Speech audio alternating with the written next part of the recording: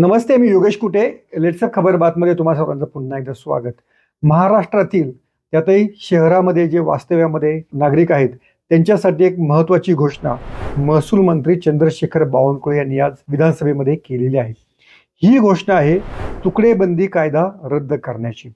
हा कायदा रद्द केल्यामुळे बावनकुळे यांच्या म्हणण्यानुसार तब्बल 5 लाख लोकांना दिलासा मिळणार आहे.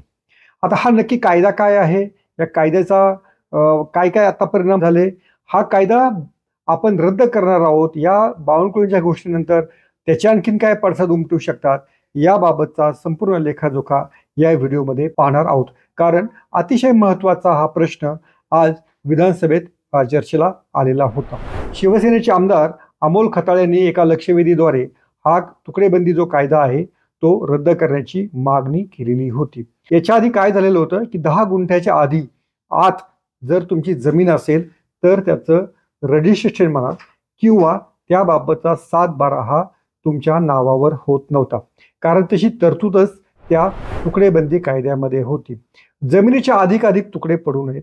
जर या तुकडे पडल्यामुळे शेती धोक्यात येऊ शकते, त्याचा शेतमाल उत्पादनावर परिणाम होऊ शकतो. त्यामुळं हा कायदा खरं तर लागू करण्यात आलेला होता. पण आपल्याकडे कोणताही कायदा केला की त्याच्यामध्ये पळवाटा हजारो असतात आणि त्या पळवाटांमुळेच मग सरकारला असे कायदे जे आहेत कालांतराने त्याच्यामध्ये माफी द्यावी लागते, त्याच्यामध्ये काही गुंठेवारीसारखा कायदा आणावा लागतो. त्यानंतर आता तुकडेबंदीच रद्द करावी लागत आहे. यामुळे काय होणार आहे की ज्यांनी आता 1 जानेवारी 2025 पर्यंत अशा गुंठ्याच्या जमिनी विकत घेतलेल्या आहेत त्या सर्व जमिनींचं रेग्युलरायझेशन म्हणजे नियमितीकरण होणार आहे. याआधी पुण्यासारख्या जिल्ह्यात देखील असंच बेकायदा प्लॉटिंग झालेलं होतं. बेकायदा त्याचे व्यवहार देखील झालेले होते आणि या बेकायदा व्यवहारांची नोंदणी म्हणजे 10 गुंठ्याच्या आतमधल्या खरेदी खताची नोंदणी केली म्हणून अनेक रजिस्टर्स जे ऑफिसेसमधल्या आहेत त्यांना निलंबित करण्यात आलेलं होतं. त्यांच्यावर कठोर कारवाई झालेली होती. म्हणजे जर तुमचं मोठं क्षेत्र असेल तर ते तुम्ही व्यवस्थित येणे करायला हवं. त्याच्यामध्ये ॲम्युनिटीसाठी जागा सोडायला हव्यात, हवा येण्यासाठी जागा हवी, रस्त्यांसाठी जागा सोडायला हवी. मात्र असे गुंठे पाडताना त्याची कोणतीही खबरदारी घेतली जात नव्हती. त्यामुळंच अशा गुंठ्यांची रजिस्ट्री करणं हे रजिस्ट्रेशन ऑफिसला अतिशय जड जात होतं. पुण्यामधला धनकवडी एरिया असेल किंवा जो पुण्यामधलाच मांजरी एरिया आहे, या ठिकाणी इतकी अवैध बांधकामं झालेली आहेत की त्यामुळे तिथल्या रहिवाशांना आता वास्तव्याला तिथं राहणं हा देखील मनस्तापाचा एक भाग झालेला आहे. पण अनेक लोक गरीब आहेत त्यामुळे ते तशाही अवस्थेमध्ये राहत आहेत. एका गुंठ्यावरती मोठमोठ्या इमारती उभ्या राहिलेल्या आहेत. त्यांचं कोणतंही ऑडिट झालेलं नाही आहे, त्यांनी कोणताही परवाना घेतलेला नाही आहे आणि एक नागरिक म्हणून त्यांना ज्या काही सुविधा मिळायला पाहिजे होत्या त्या अजिबात मिळत नाहीत. तुकडेबंदी कायदा असल्यामुळे काय होत होतं की साधारणपणे जर 10 गुंठ्याचा किंवा त्यावरचा जर प्लॉट असेल तर त्याच्यामध्ये रस्त्यांसाठी, बागेसाठी किंवा 2 इमारतीमधील अंतरासाठी देखील जागा सोडता येत होत्या. पण तुकडेबंदीची अंमलबजावणी व्यवस्थित न झाल्यामुळे अतिशय भिंतीला भिंत अशा इमारती उभ्या राहिल्या, रस्त्यांमध्ये अतिक्रमण झालं, तिथे लोकांना श्वास घ्यायला किंवा 2 व्हीलर लावायला देखील जागा नाही, अशी परिस्थिती निर्माण झाली होती. आता मोठ्या प्रमाणात अशी बांधकामं झाल्यामुळे ती पाडणं देखील सरकारला अशक्य नव्हतं. त्यामुळं याच्या आधी गुंठेवारी कायदा आला होता. या गुंठेवारी कायद्यामध्ये अनेकांनी आपली बांधकामं ही नियमित करून घेतली. त्यामुळं या घरांची खरेदी विक्री करणं सोपं झालं.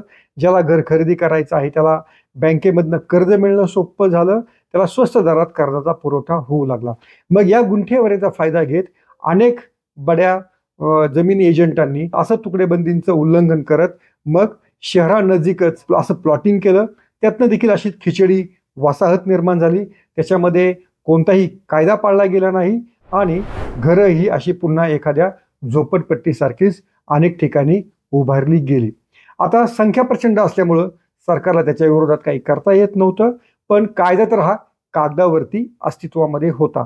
गेल्या 7-8 वर्षांमध्ये पुण्यासारख्या शहरामध्ये मात्र याची अंमलबजावणी, तुकडेबंदीची अंमलबजावणी ही कठोरपणे होऊ लागलेली होती. त्यामुळं जर असं अवैध प्लॉटिंग असेल तर त्याच्यावरती देखील बुलडोजर फिरवला जात होता. ज्या एजंटांनी अशा अवैध प्लॉटिंगची जाहिरात केलेली होती त्याच्यावरती गुन्हे दाखल झालेले होते. तरीही प्लॉटिंग हे काही थांबलेलं नव्हतं आणि 2000 नंतर सुद्धा संपूर्ण राज्यामध्ये मुंबई असो, ठाणे, नवी मुंबई, पुणे, कोल्हापूर, नागपूर आणि अहिल्यानगर, संगमनेर अशी जी काही शहरं आहेत त्याच्या आसपास अशा बेकायदा प्लॉटिंगचं पेव सुटलेलंच होतं. आता मात्र सरकारनं 1 जानेवारी 2025 पर्यंत जी काय अशी तुकड्यांची तोडफोड झालेली आहे, ज्यांनी 1000 फुटाच्या वरती जमिनीचा तुकडा घेतलेला आहे, त्याच्यावरती घर बांधलेलं आहे किंवा त्याची खरेदी देखील केलेली आहे, त्याचं रजिस्ट्रेशन करायचं, त्यासाठीचं काही योग्य ते शुल्क सरकारला भरायचं. त्यामुळं हे सर्व प्लॉटिंग आता वैध आणि कायदेशीर होऊ जाणार आहे. मात्र आता याच्या पुढे काही होणार आहे की नाही, म्हणजे 1 जानेवारी 2025 नंतर असं जे अवैध प्लॉटिंग आहे, असं जे अवैध बांधकाम आहे, त्याच्यावर काही कठोर कारवाई होणार आहे की नाही, त्याबाबत मात्र बावनकुळे यांनी स्पष्टपणे काही सांगितलेलं नाहीये.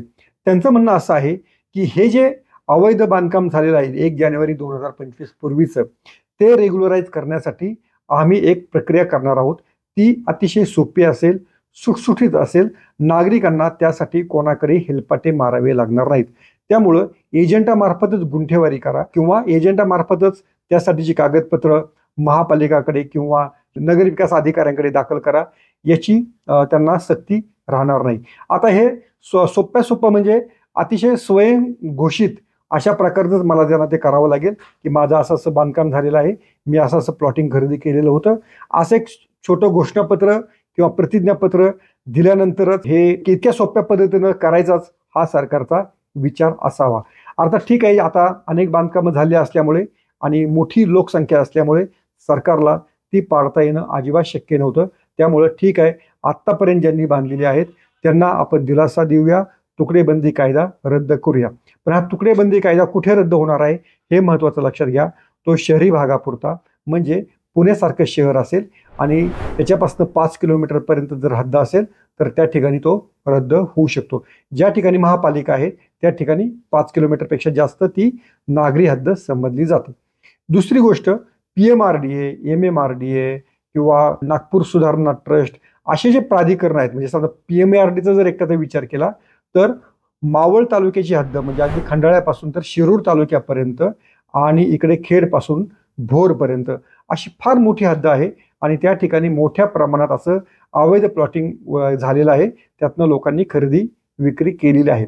या सर्व मोठ्या नागरी क्षेत्राला देखील याचा प्रचंड असा मोठा दिलासा मिळणार आहे. म्हणजे पुणे परिसर जो आहे त्याच्यामध्ये 1.5-2 लाख अशी बांधकामं सहज असू शकतील आणि त्यातनं देखील सरकारला रेग्युलराईज करण्यानंतर त्यातनं महसूल मिळण्याचा देखील मार्ग खुला होऊ शकतो. आणखीन त्याच्यामध्ये एक सोय आहे की गावठाण हद्दीपासनं 200 किंवा 500 मीटर त्यापर्यंतची देखील गुंठेवारी किंवा त्यातले तुकडे जे आहेत ते नियमित होणार आहे. नगरपालिका हद्दीमधले जे काही तुकडे पडलेले आहेत ते देखील नियमित होणार आहे. म्हणजे ज्या ज्या ठिकाणी नागरी क्षेत्र आहे, ज्या ज्या ठिकाणी शहरीकरण झालेलं आहे, ज्या ज्या ठिकाणी मोठ्या प्रमाणात घरं उभारण्यात आलेली आहेत, ते सर्व क्षेत्र या तुकडेबंदीमधून मुक्त होणार आहे. हा या नियमाचा किंवा या घोषणेचा सरळ साधा सोपा अर्थ आहे. आता 1 जानेवारी 2025 नंतर मात्र अशा बांधकामांना सरकार काही बंदी घालणार आहे का, एवढी उत्सुकता लागून राहिलेली आहे. ज्या आता नोटिफिकेशन पुढच्या 15 दिवसात याबाबत काढू अशी घोषणा बावनकुळे यांनी केलेली आहे. त्यानंतर या सर्व गोष्टी मला वाटतं अधिक स्पष्टरित्या आपल्याला समजू शकतील. पण सध्या तर एक गृहीत धरून चालायला हवं की ज्या ज्या ठिकाणी शहरी भाग आहे, नगरपालिका, महापालिका, PMRDA आणि गावठाणापासून 200 किंवा 500 मीटरच्या हद्दीपर्यंतची सर्व बांधकामं आणि सर्व प्लॉटिंग नियमित होणार आहेत. हा या गोष्टीचा प्रमुख मतितार्थ आहे.